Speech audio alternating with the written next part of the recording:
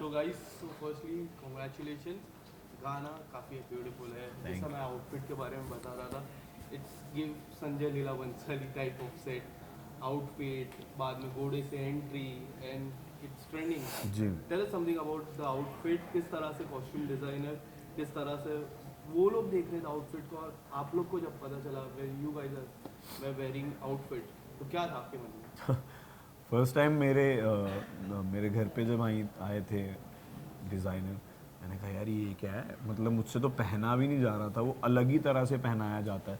Side से zip मैंने आज तक नहीं लगाई थी, यहाँ से जिप लग रही है। मैंने कहा यार ये तो बहुत अलग था। और वो पिक्चर क्लिक कर देना आगे भेजने के लिए, मैंने कहा मेरे को भी करो। मैंने देखा, मैंने कहा यार ये कौन है, मतलब हार और पहना दिए प्रॉपर उन्होंने, वो पूरा शूज़ इतने बड़े बड़े पहना दिए।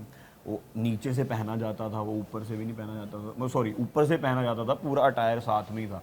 क्या बोलते हैं उसको जो अटैच्ड होता है? कफ्तान टाइप्स था इनके कपड़े। हाँ, तो बहुत अलग ही था। तो मैंने कहा यार अलग ही कुछ करने को मिल रहा है, और खुश थे हम लोग।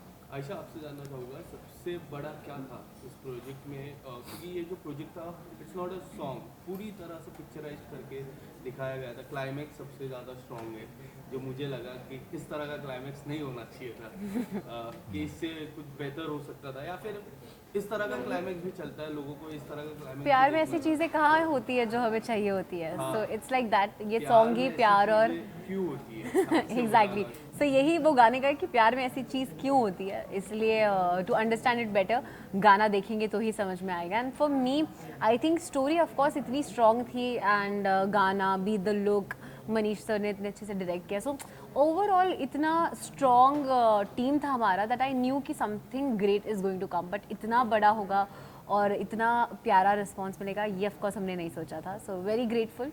अभिषेक, रोमांटिक गाने के बाद इस तरह का चेंज, ड्रास्टिक चेंज, क्या आपको ऐसा था कि या मैं कुछ और करता हूँ, क्योंकि रोमांस हमने देखा है, रोमांटिक सॉन्ग्स आपको काफ़ी हिट हुए, तो पर्सनली कुछ इस तरह का प्रोजेक्ट आप एक्सप्लोर करना चाहते थे? जी जी, मैं रोमांटिक नहीं करना चाहता था। क्यों मैं लवर, क्योंकि वो बहुत कर लिए थे। मैं भी वो उस जोन में था कि यार कि कम करो बट अच्छा करो। क्या था वो, इंग्लिश का कॉमेंट? इन्हें किसी ने कहा था कि क्वालिटी ओवर क्वांटिटी, सो वो उस पर वर्क कर रहे हाँ थे। वैसा था।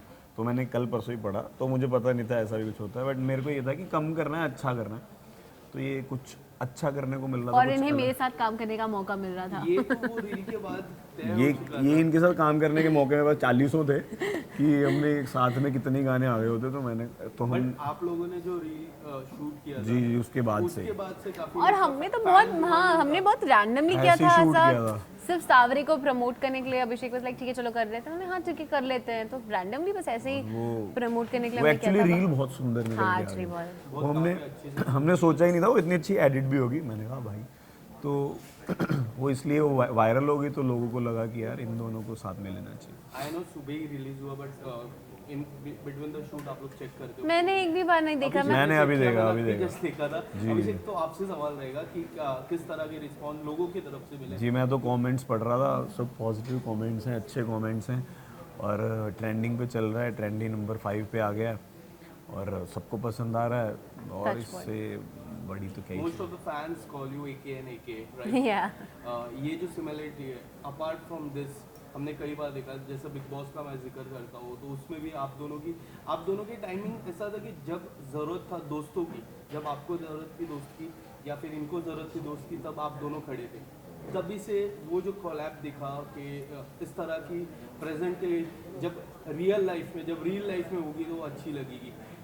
उस टाइम से अब तक किस तरह से आप लोगों की बॉन्डिंग है?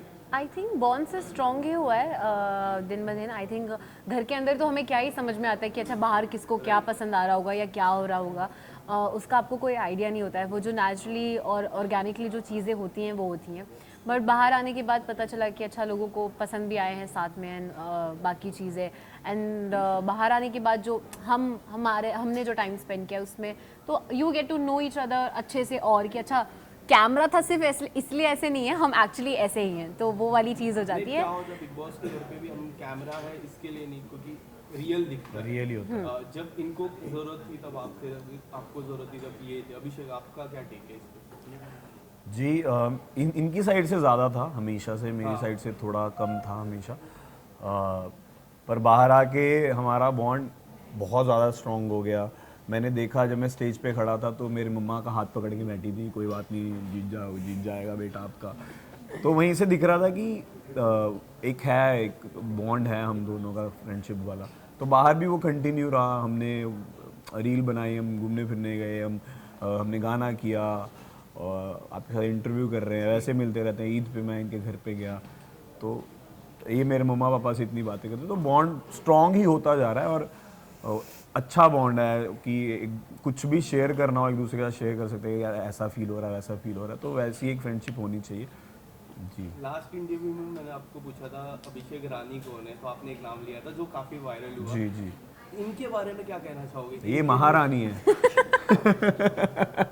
क्यों ऐसा? ये महारानी है, गाने में नहीं देखा आपने? गाने में तो महारानी, देखा हमने। गाने में मेरी महारानी बनी है, तो ये महारानी है। जाते जाते एक सवाल मैं पूछना चाहूँगा आप दोनों से।